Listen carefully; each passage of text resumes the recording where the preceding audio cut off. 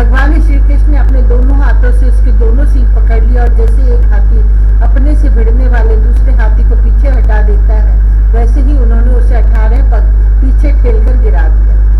भगवान के इस प्रकार ठेल देने पर वह फिर तुरंत ही उठ खड़ा हुआ और क्रोध सचेत होकर लंबी लंबी सांस छोड़ता हुआ फिर उन पर झपटा। उस समय उसका सारा शरीर पसीने से लथपथ हो रहा था। भगवान ने जब देखा कि वह अब मुझ पर प्रहार करना ही चाहता है, तब उन्होंने उसके सींग पकड़ ली और उसे लात मारकर जमीन पर गिरा दिया और फिर पैरों से दबाकर इस प्रकार उसका कचुआ निकाला जैसे कोई गीला कपड़ा निचोड़ रहा हो। इसके बाद उसी का सींग उखाड़कर उसको खूब पीटा, जिससे वह पड़ा ही रह गया।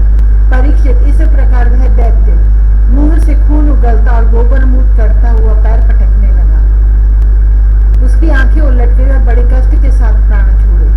अब देवता लोग भगवान पर फूल बरसा बरसा कर उनकी स्तुति करने लगे। जब भगवान श्री कृष्ण ने इस प्रकार बैल के रूप में आने वाले अरिष्टासुर को मार डाला, तब सभी गोप उनकी प्रशंसा करने लगे।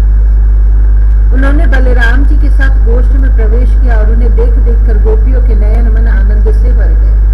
परीक्षित, भगवान की लीला अत्यंत अद्भुत है। इधर जब उन्होंने अरिष्टासुर को मार डाला, तब भगवानमय नारद, जो लोगों को शीघ्र से शीघ्र भगवान का दर्शन कराते रहते हैं, कंस के पास पहुंचे। उन्होंने उससे कहा, कंस, जो कन्या तुम्हारे हाथ से छूटकर आकाश में चली गई, वह तो यशोदा की पुत्री थी, और ब्रज में जो श्री कृष्ण है वे देवकी के पुत्र हैं। वहाँ जो बलराम जी हैं वे रोहिणी के पुत्र हैं।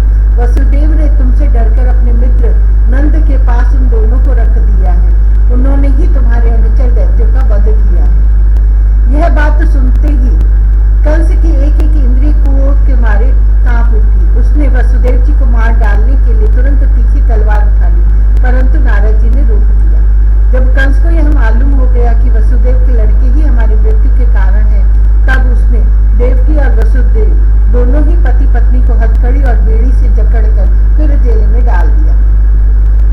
जब देव ऋषि नारद चले गए, तब कंस ने केशी को बुलाया और कहा, तुम ब्रज में जाकर बलराम और कृष्ण को मार डालो। वह चला गया। इसके बाद कंस ने मुष्टि, चाणूर, शल, तोशल आदि पहलवानों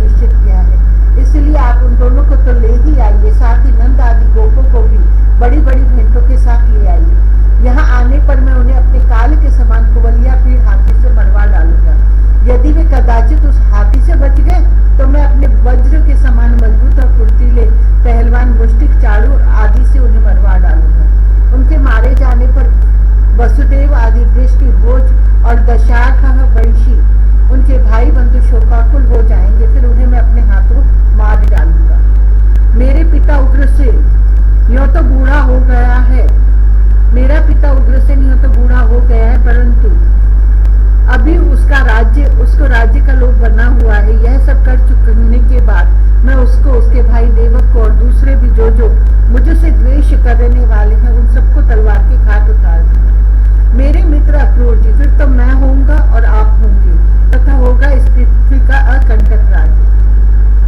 जरासंध हमारे बड़े बूढ़े ससुर हैं और वानर राज द्विविद मेरे प्यारे सखा है। शंबरासुर, नरकासुर और बाणासुर ये तो मुझसे मित्रता करते ही हैं, मेरा मुंह देखते रहते हैं। इन सब की सहायता से मैं देवताओं के पक्षपाती नरपतियों को मारकर पृथ्वी का अकंटक राज्य भूलूंगा।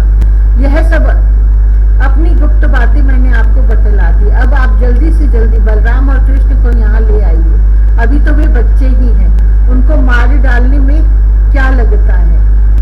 उनसे केवल इतनी ही बात कहिएगा कि वे लोग धनुष यज्ञ के दर्शन और यदुवंशियों की राजधानी मथुरा की शोभा देखने के लिए यहाँ आ जाए। अक्रूर जी ने कहा, महाराज आप अपनी मृत्यु, अपना अरिष्ट दूर करना चाहते, इसलिए आपका ऐसा सोचना ठीक ही है। मनुष्य को चाहिए कि चाहे सफलता हो या असफलता, दोनों के प्रति समभाव रखकर अपना काम करता जाए। फल तो प्रयत्न से नहीं, देवी प्रेरणा से मिलते हैं। मनुष्य बड़े बड़े मनोरथों के पुल बांधता रहता है, परंतु वह यह नहीं जानता कि देव ने, प्रारब्ध ने इसे पहले से ही नष्ट कर रखा है।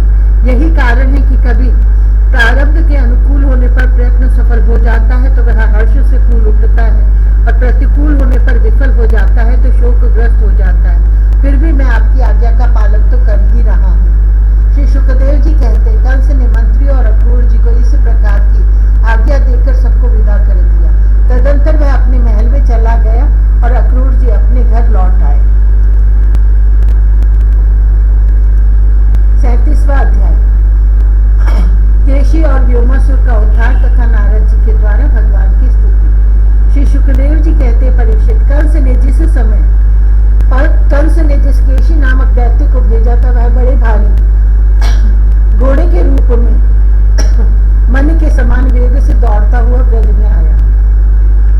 वह अपनी टापों से धरती खोदता आ रहा था। उसकी गर्दन के चितराए हुए बालों के झटके से आकाश के बादल और विमानों की भीड़ तितर बितर हो रही थी। उसकी भयानक हिलहिलाहट से सबके सब भय से कांप रहे थे। उसकी बड़ी बड़ी आंखें थी, मुंह क्या था, मानो किसी वृक्ष का तोड़ा ही हो।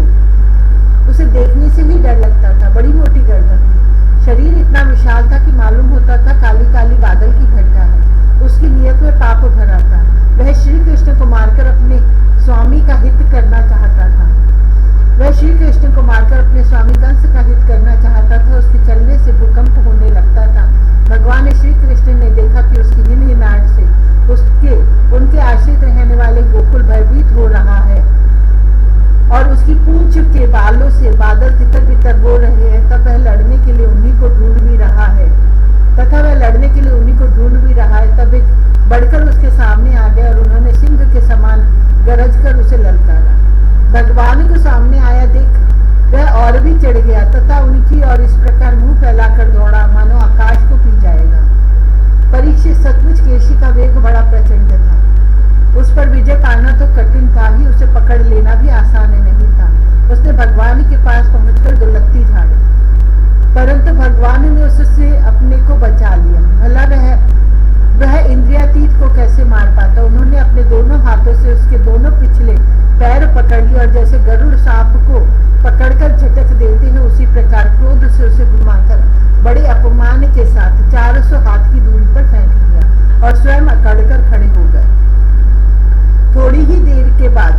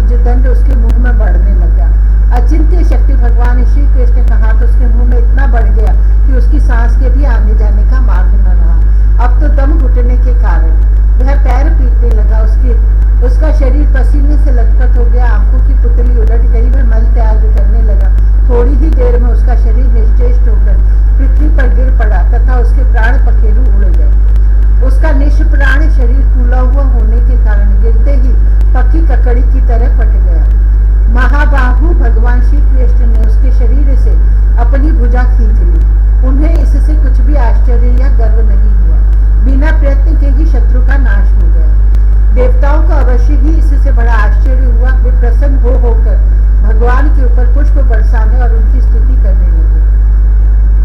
परीक्षित, देव ऋषि नारद जी भगवान के परम प्रेमी और समस्त जीवों के सच्चे हितैषी हैं। कंस के यहाँ से लौटकर वे अनायास ही अद्भुत कर्म करने वाले भगवान श्री कृष्ण के पास आए और एकांत में उन्हीं से कहने लगे, सच्चिदानंद स्वरूप श्री कृष्ण, आपका स्वरूप मन और वाणी का विषय नहीं है। आप योगेश्वर हैं, सारे जगत का नियंत्रण आप ही करते हैं। आप सबके हृदय में निवास करते हैं और सब के सब आपके हृदय में निवास करते हैं। आप भक्तों के एकमात्र वांछनीय यदुवंश शिरोमणि और हमारे स्वामी। जैसे एक ही अग्नि सभी लकड़ियों में व्याप्त रहती है, वैसे एक ही आप समस्त प्राणियों की आत्मा है।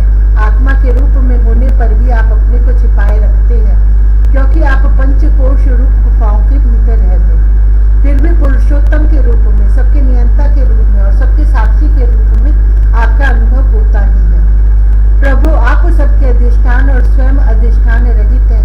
आपने सृष्टि के प्रारंभ में अपनी माया से ही गुणों की सृष्टि की और उन गुणों को ही स्वीकार करके आप जगत की उत्पत्ति, स्थिति और प्रलय करते रहते हैं। यह सब करने के लिए आपको अपने से अतिरिक्त और किसी भी वस्तु की आवश्यकता नहीं है, क्योंकि आप सर्वशक्तिमान और सत्य संकल्प हैं। वही आप दैत्य, प्रमथ और राक्षसों का, जिन्होंने आजकल राजाओं का वेश धारण कर रखा है विनाश करने के लिए तथा धर्म की मर्यादाओं की रक्षा करने के लिए यदुवंश में अवतीर्ण हुए हैं। यह बड़े आनंद की बात है कि आपने खेल ही खेल में घोड़े के रूप में रहने वाले इस केशी दैत्य को मार डाला। इसकी हिनहिनाहट से डरकर देवता लोग अपना स्वर्ग छोड़कर भाग जाया करते थे। प्रभु, अब परसों में आपके हाथों चाणूर, मुष्टिक, दूसरे पहलवान, कुवलियापीड़, हाथी और स्वयं कंस को भी मरते देखूंगा। इसके बाद शंखासुर, कालयवन, मूर और नरकासुर का वध देखूंगा। आप स्वर्ग से कल्प वृक्ष उखाड़ लाएंगे और इंद्र के ची चपड़ करने पर उनको उसका मजा चखाएंगे। आप अपनी कृपा, वीरता, सौंदर्य आदि का शुल्क देकर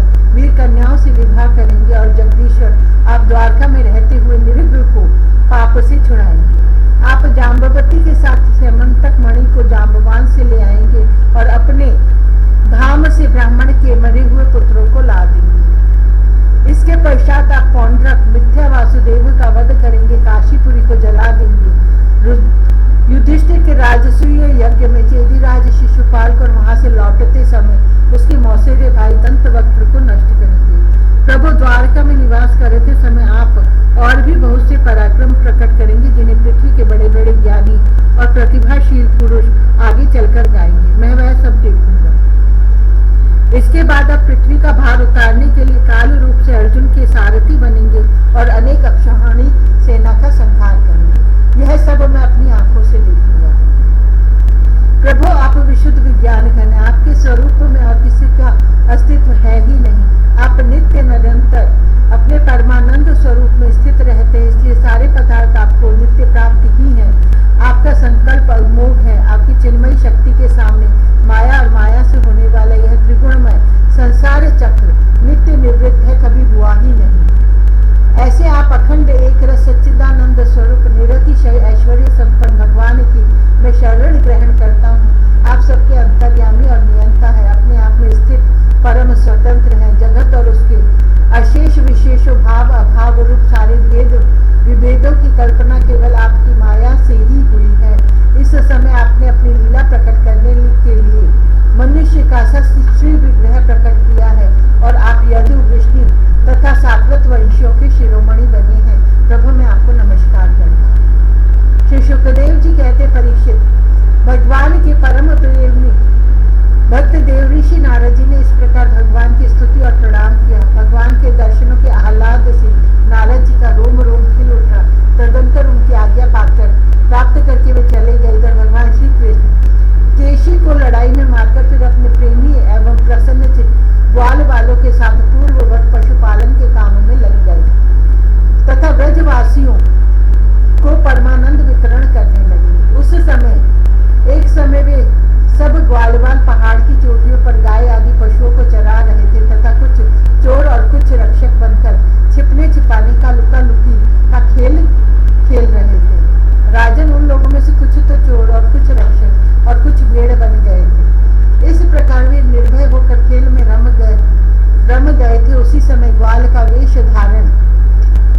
व्योमासुर वहां आया। वह मायावियों के आचार्य मयासुर का पुत्र था और स्वयं भी बड़ा मायावी था। वह खेल में बहुधा चोर ही बनता और भेड़ बने हुए बहुत से बालकों को चुराकर छिपा आता। वह महान असुर बार बार उन्हें ले जाकर एक पहाड़ की गुफा में डाल देता और उसका दरवाजा एक बड़ी चट्टान से ढक देता। इस प्रकार ग्वाल बालों में केवल 4-5 बालक ही बच रहे। भक्त वत्सल भगवान उसकी यह करतूत जान गए। जिस समय वह